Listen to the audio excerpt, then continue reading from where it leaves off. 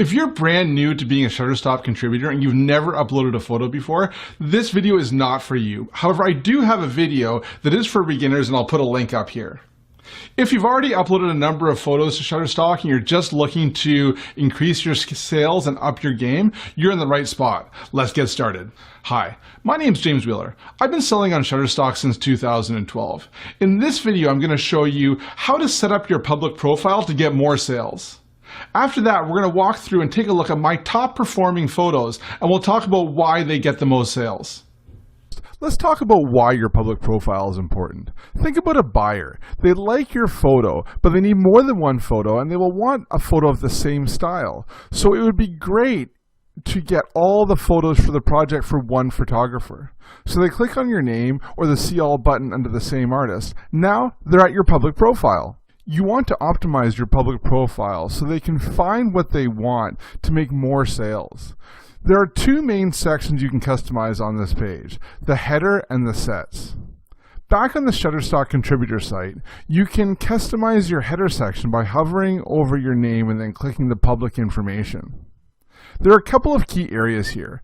The first is your profile picture.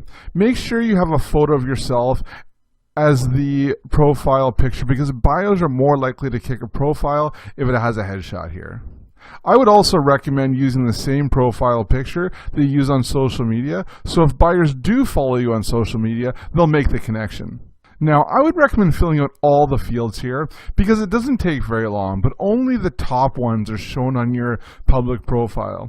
Your website and social accounts don't show up on your public profile because Shutterstock wants to keep buyers on their site. Now, Shutterstock doesn't want to encourage buyers to contact you directly because obviously they want to keep people on their site and keep taking a portion of the sale. So they won't let you put in an email address or a website into your description. So what I do is I just put a note that if buyers want to find me, they can search for Souvenir Pixels. Now, I own souvenirpixels.com. That's my website. And if you search for Souvenir Pixels on Google, I'm going to be the top number of results. So this way buyers can contact me for additional work if they want to. Now, after you finish setting up your profile, you're definitely going to want to go through and set up your sets. Now, my approach for sets has been to have the first two sets as most popular and my favorites, so buyers can see which photos other buyers like and the ones that I like the best. Now, for the rest of the sets, I know from my statistics and experience that most people buy my photos because of a particular location. So, if they drill down into my sets, they're probably looking for more photos of that location. So the rest of my sets are based on the actual location.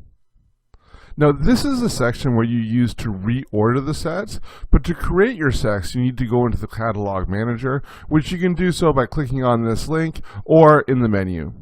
Now, I'm not sure if there's a limit on how many sets you can have, but there is a limit to how many are shown on the first page before you have to click next, and that's 20. So I just include 20 sets in my profile. Now that we're done setting up the profile, let's go in and take a look at some of my best-selling photos on Shutterstock. If you made it this far, I hope you like this video, and if you do, make sure you remember to click the thumbs up down below. If you like this type of video, make sure you subscribe to the channel as well.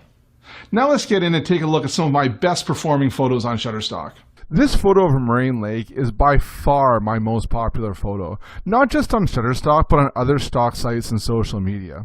The reason I think this photo is so successful is because of the subject is in high demand, mainly in the tourism industry for brochures, blog posts, websites, and tons of other uses. However, because there's a high demand, there's also a lot of competition. A search for moraine lake on Shutterstock returns over 17,000 images. However, I think my photo stands out, because I had a great sunrise that morning, and I processed it in a way that really brings out the colors. And some 4,000 plus buyers on Shutterstock decided it would work for their project and clicked the buy button.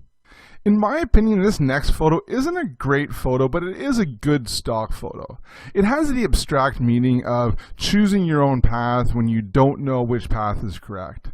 I think that having the sign here really makes the photo. I think without the blank sign, I don't think it would get that many sales at all.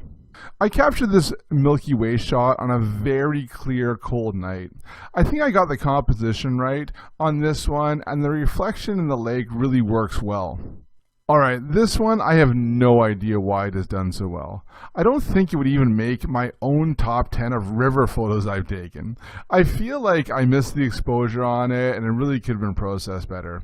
But some 288 people disagree with me and purchased it on Shutterstock. Now this one is better than the last shot, and for some reason I decided to go with a square crop, which I don't do very often, but it really seems to work for this photo. Now I think this one is a good landscape photo, but I take a lot of landscape photos that are just as good and don't have as many sales. The reason this one is done well is because of the logs in it, which makes it more marketable. I have seen this used in the logging industry for websites and annual reports. So those are my top selling photos on Shutterstock.